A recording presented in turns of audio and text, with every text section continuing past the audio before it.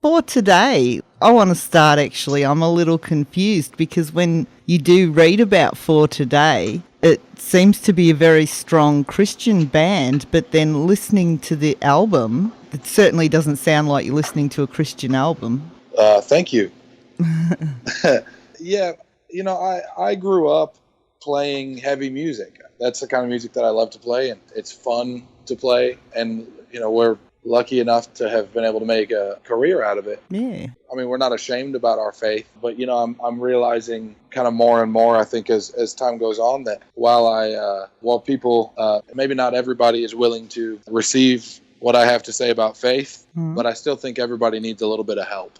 Everybody everywhere needs help sometimes. And so this album we wrote because we wanted to help people who are struggling. This album we wrote because there's people that are dealing with difficult stuff, whether it's, addiction or depression or suicide, abandonment or rejection, whatever it is they're facing. We were hoping that they'd be able to maybe find something in these songs that they can relate to, that can help them to articulate, what it is that's going on inside of them. Well, then it doesn't sound to me like you maybe have those issues yourself. So how do you write these songs? Where does it come from? I actually, those are all things that are a part of my story. Thank you for saying that.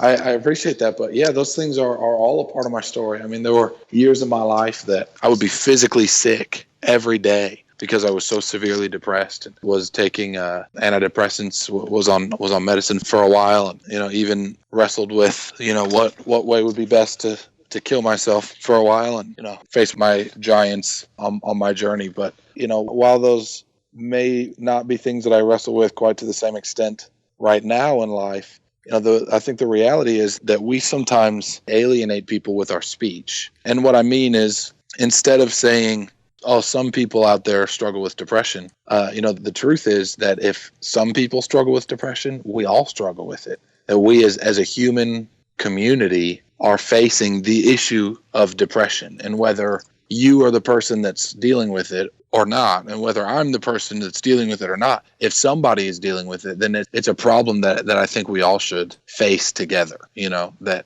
it's not the sort of thing that just the people who are living with the burden of depression or with the burden of suicide, that those people have to, they have to wrestle with that, and the rest of us just go about our business. I think that, we as a human community have an opportunity to help each other, and to help each other get through problems that maybe not all of us face, but all of us can join together to see those things dealt with. Right. Well, then can I ask, because these issues I'm assuming were a while ago, if you're still being able to delve back into that feeling, is that still therapeutic to you, or does it sometimes cause you trauma now?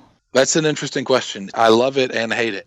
I think it's therapeutic to help people, whatever it is that we've dealt with in our past, anything from physical or sexual abuse to, emotional trauma, to the loss of a loved one, to depression and suicide, whatever. I do think that it's therapeutic as humans. I think it's therapeutic to help other people. But while I was writing this album, to be totally honest, it was difficult. It was very emotionally stressful to sort of put myself back in that place and put myself back in that mindset, and to remember, what it felt like to feel completely alone in a crowded room. So it was definitely an adventure writing this album. It wasn't easy, but I hope that people can find a little bit of hope or a little bit of strength by listening to these songs. Yeah, and because the album Awake isn't actually released until the 2nd of October, but Right. Have you been performing some of the music in your shows and that already? No, we haven't. We next weekend we're playing a festival, and that will be the first time that we perform one of the songs. We won't play it until the CD release tour in October. Oh, yeah. And, well, then I'm wondering if, it's difficult for you to go into that place to write the music. Is it then somehow empowering to get on stage and actually perform it? Oh, wow. I'll let you know. Yeah, I hope so. I really think it will be. There's just something. I think the thing that I just love about this kind of music is there's something cathartic or therapeutic about getting on stage and just screaming my guts out. Screaming literally as loud as I can, and punching stuff and sweating all over the place and stomping and jumping, and just, for 45 minutes being able to give everything that I have inside of me. It's a cool thing. I think everybody should do it sometimes. Yeah. Well, you joined the band around 2007, which was actually before the release of the first album. And it took you until your fourth album, 2012, before you actually gained the recognition that you have these days. What was the journey like from the beginning through to the recognition?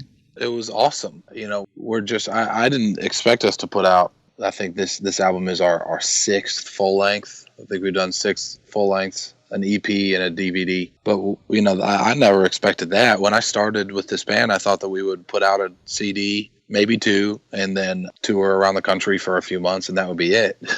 But we've been able to go all over the world, and it's awesome. But during that time when we were starting out, we'd get booked a lot in bars just as a live music act. So nobody in the city knew who our band was. Nobody was there because they're a fan of the band. They're just there to drink beer and hang out with their friends. And we are playing in the background, which is weird because we play a very sort of interactive kind of music. We want people to mosh and sing along and all those sorts of things. Yeah. It was always a really strange thing. But, I remember lots of cities that the first time we ever played there, 5 people or less. In San Antonio, Texas, 2 people came to the show the first time we played there. And now when we show up to San Antonio, it'll be 800 or 1,000 people. And it's really kind of surreal to see, really we're doing the same thing we were doing in 2007. We're just a bunch of friends on a road trip playing music for anybody that'll listen. Only now there's a lot more people listening, and we're really just thankful for that. It's just a cool opportunity, and it's been a fun journey. But I appreciate that in the beginning we got the chance to pay our dues by playing crappy shows where nobody cared about us. Playing in kids' basements and living rooms and stuff like that. Just anywhere we could get booked. Yeah, awesome. And well, what about? Can I get a little personal? Do you have a family in that now? I do. Yeah, I have a wife and 2 little boys. Would you encourage your sons into the music industry?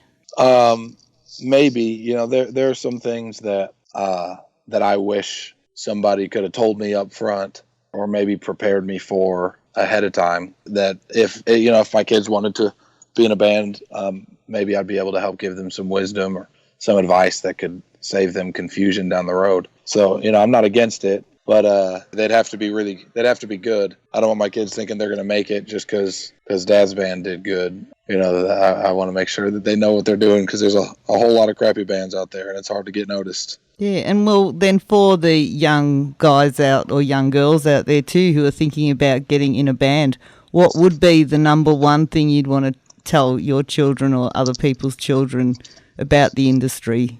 The number one, the best piece of advice I have is this.